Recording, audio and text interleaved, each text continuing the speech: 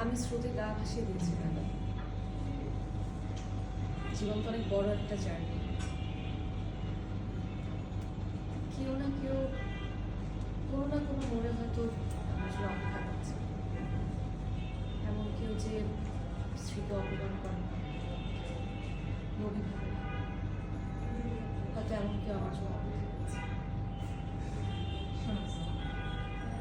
আমার জীবনটা বড় অদ্ভুত।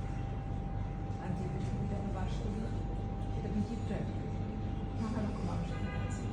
খারাপ মানুষ যেরকম আছে, ভালো মানুষও আছে। আর আমি এটা বিলিভ করি যে খারাপ মানুষের চেয়ে ভালো মানুষের সংখ্যা বেশি। আর এটাও বিলিভ করি যে এরকম একজন ভালো মানুষের সঙ্গে আমার দেখা হবে। Thank you.